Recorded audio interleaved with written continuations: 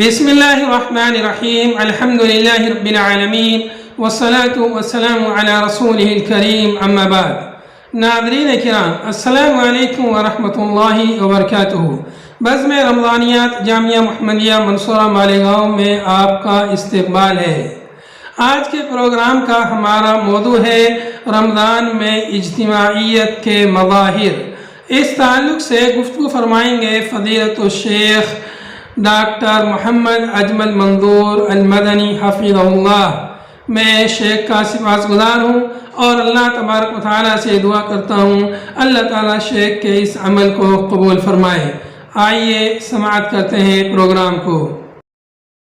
یا ایھا الذین آمنوا کتب علیکم الصیام کما کتب علی الذین من قبلکم لعلکم تتقون۔ الحمدللہ رب العالمین والصلاة والسلام علی سید الانبیاء والمرسلین نبینا محمد وعلی آلہ وصحبہ اجمعین۔ اعوذ باللہ من الشیطان الرجیم، بسم اللہ الرحمن الرحیم۔ یا ایھا الذین آمنوا کتب علیکم الصیام کما کتب علی الذین من قبلکم لعلکم تتقون۔ محترم ناظرین کرام، احباب گرامی اور دیگر سامعین، رمضان کے تعلق سے آپ کے سامنے میں کچھ باتیں عرض کروں گا۔ خاص طور سے رمضان میں اجتماعیت کے جو مظاہر ہوتے ہیں اس کو میں اختصار سے بیان کروں گا کہ اسلام کس طرح سے بہت ساری چیزوں کے اندر اتحاد، اتفاق اور اجتماعیت کا درس دیتا ہے، اسی طرح سے رمضان کے اندر بھی اجتماعیت کے مظاہر پائے جاتے ہیں مختلف طریقے سے۔ چنانچہ قرآن و حدیث میں اجتماعیت کی جو اہمیت اور ضرورت بیان کی گئی ہے اس کی کوئی نظیر پیش نہیں کر سکتا۔ اگر سفر پر نکلنا ہے تو اسلام ہمیں امیر بنانے کی تلقین کرتا ہے تاکہ اجتماعیت برقرار رہے۔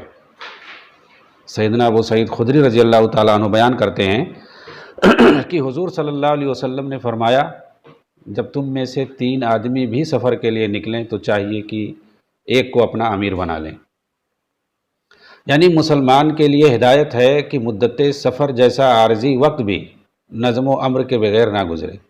ابو ثعلبہ خشنی رضی اللہ تعالیٰ عنہ کہتے ہیں کہ لوگوں کی عادت تھی کہ سفر کے دوران جب کہیں پڑاؤ ڈالتے تو ادھر ادھر پھیل جاتے اور اپنی اپنی پسند کی مختلف جگہیں ٹھہرنے کے لیے منتخب کر لیتے۔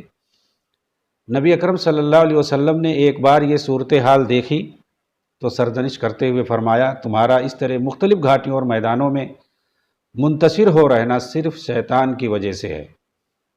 اس تنبیہ کا نتیجہ یہ ہوا کہ لوگ پھر کبھی اس طرح منتشر نہ ہوئے، اور جب کسی جگہ بھی پڑاؤ ڈالتے تو ایک دوسرے سے بالکل لگ کر ٹھہرتے، حتیٰ کہ خیال ہوتا کہ اگر انہیں ڈھکا جائے تو ایک ہی کپڑے کے نیچے سب آ جائیں گے۔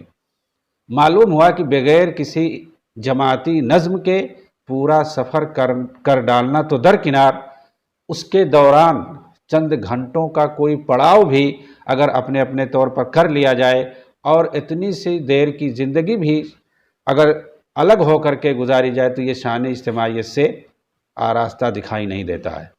تو یہ بات بھی اسلام کو قطعی بالکل گوارا نہیں کہ اسے آدمی کو گوارا کیا جائے، بلکہ اسے اسلام نے شیطان کی پیروی قرار دیا ہے۔ اس کے علاوہ بہت سے معاملات میں اسلام نے اجتماعیت کو ملحوظ رکھا ہے، بلکہ اسے ضروری قرار دیا ہے، جیسے جمعہ ہے، عیدین ہے، روزہ ہے، قربانی ہے اور حج وغیرہ۔ اس معنی میں کہ انفرادی طور پر کسی بھی شخص کو عید منانے، تنہا جمعہ کی نماز پڑھنے، رمضان کے روزے رکھنے، عرفہ کا دن منانے، کسی بھی چیز کی اجازت نہیں ہے، بلکہ سلسلے میں اجتماعیت کو مد نظر رکھا گیا ہے۔ ان میں انفرادی فیصلہ کرنے کا کسی کو بالکل کوئی اختیار نہیں ہے، بلکہ تمام اہل شہر اہل ملک اور مسلمانوں کی جماعت کے اجتماعی فیصلے ہی کو مد نظر رکھا جائے گا۔ اسلام نے روزے کے اندر، رمضان کے اندر کس طرح سے اجتماعیت کا خیال کیا ہے، اس کی چند جھلکیاں اور مظاہر میں آپ کے سامنے رکھوں گا۔ چنانچہ اسلام کی خوبی اور خصوصیت یہ ہے کہ اسلام میں افتراق سے زیادہ اجتماع، دوری سے زیادہ یکجائی اور فرقہ بندی سے زیادہ قربت وحدت پر زور دیا گیا ہے۔ سارے مسلمانوں کا رب ایک ہے، دین ایک ہے، قرآن ایک ہے، شریعت ایک ہے، قبلہ ایک ہے، جو ان کے آپسی اتفاق و اتحاد کا ایک منہ بولتا ثبوت ہے۔ اسی طرح رمضان المبارک میں بھی کچھ عوامل اور اسباب ایسے ہیں جو مسلمانوں کے اتحاد اور وحدت امت پر دلالت کرتے ہیں۔ دیگر ماہ و شہور کے بالمقابل اس امت کے اتحاد کا جو مظاہرہ اس ماہ مبارک میں ہوا ہے وہ اور آپ کو کہیں نہیں ملے گا۔ جس طرح سے جہاد، ہجرت، حج، عمرہ اور دوسرے فرائض ہیں کہ جن کے اندر اجتماعیت کا اظہار ہوتا ہے، بالکل اسی طرح روزے کی فرضیت سے بھی اجتماعیت کا اظہار ہوتا ہے۔ جیسا کہ اللہ تعالیٰ نے فرمایا، یا ایھا الذین آمنوا کتب علیکم الصیام کما کتب علی الذین من قبلکم لعلکم تتقون۔ آپ دیکھیں گے یہاں پر جمع کا صیغہ استعمال کیا گیا ہے کہ تم تمام مسلمانوں پر روزے کو فرض کیا گیا ہے، جس طرح سے پہلے کی قوموں کے اوپر فرض کیا گیا تھا۔ تو یہاں انفرادیت کا ذکر نہیں کیا گیا، بلکہ اجتماعیت کا پتہ چلتا ہے اس آیت سے۔ رمضان کے چاند دیکھنے میں اجتماعیت کا اظہار ہوتا ہے۔ علی سبیل المثال اگر کوئی شخص رمضان کا چاند دیکھتا ہے، اسے اپنے دیکھے پر یقین بھی ہے، لیکن چونکہ اس معاملے میں اس کا کوئی ساتھی نہیں ہے جو چاند دیکھنے میں اس کی تائید کرے، نتیجہ حاکم وقت، قاضی شہر یا عام مسلمان اس کی رویت کی تصدیق نہیں کرتے، تو اس کے لیے جائز نہیں کہ وہ اکیلے ہی روزہ شروع کر دے۔ مسلمانوں کے مابین ایک نقطہ اتحاد ماہ رمضان یہ ہوتا ہے کہ ساری دنیا کے مسلمان بیک دم بیک وقت روزہ کے لیے فجر سے پہلے کھانے سے رک جاتے ہیں اور ایک وقت میں اذان مغرب سے پہلے افطار کرتے ہیں، جو ان کی یکائی اور وحدت کا بین ثبوت ہے کہ کس طرح سے ایک ہی وقت میں سب کھانا شروع کرتے ہیں اور ایک ہی وقت میں سب لوگ رک جاتے ہیں۔ رمضان المبارک میں مسلمانوں کے مابین اتفاق و اتحاد اور وحدت امت کی علامت اور نشانی یہ بھی ہے کہ سال کے دوسرے ماہ و اوقات و شہور کے مقابل رمضان المبارک میں با نماز جماعت نماز تراویح کا اہتمام کیا جاتا ہے، جس کی وجہ سے مساجد مسلمانوں کی قرت، نماز، عبادت اور دعا سے معمور ہو جاتی ہیں۔ یہ خود ان کے آپسی اتحاد کا مظہر ہے کہ آپ دیکھتے ہیں کہ تراویح کی نماز میں کس طرح سے لوگ جوگ دور جاتے ہیں، جا کر کے مسجد کے اندر اجتماعیت کے ساتھ سب ایک ساتھ مل کر کے نماز ادا کرتے ہیں۔ اسی طرح سے آپ دیکھیں گے رمضان المبارک میں اعتکاف بھی اجتماعیت کا ایک بہت بڑا مظہر ہے۔ ہر مسجد میں آپ دیکھیں گے چند لوگوں کو جو اعتکاف میں بیٹھے ہوئے ہوتے ہیں۔ اسی طرح سے شب قدر بھی رمضان میں اجتماعیت کا ایک بہت بڑا مظہر ہے۔ شب قدر کے دنوں میں آپ دیکھتے ہیں کہ رات میں کس طرح سے آخری عشرے میں لوگ مسجدوں میں شب بیداری کرتے ہیں، راتوں کو جاگتے ہیں، تلاوت کرتے ہیں، قرآن کی تلاوت کرتے ہیں، قیام اللیل کرتے ہیں، نماز پڑھتے ہیں اور اس طرح سے مختلف پروگرام کرتے نظر آتے ہیں۔ یعنی پوری رات آپ دیکھیں گے تمام مسلمانوں کو جاگتے ہوئے پائیں گے، جبکہ ایسا دوسری اور اوقات میں نہیں کیا جاتا۔ تو اس طرح شب قدر بھی رمضان کے اندر اجتماعیت کا ایک بہت بڑا مظہر ہے۔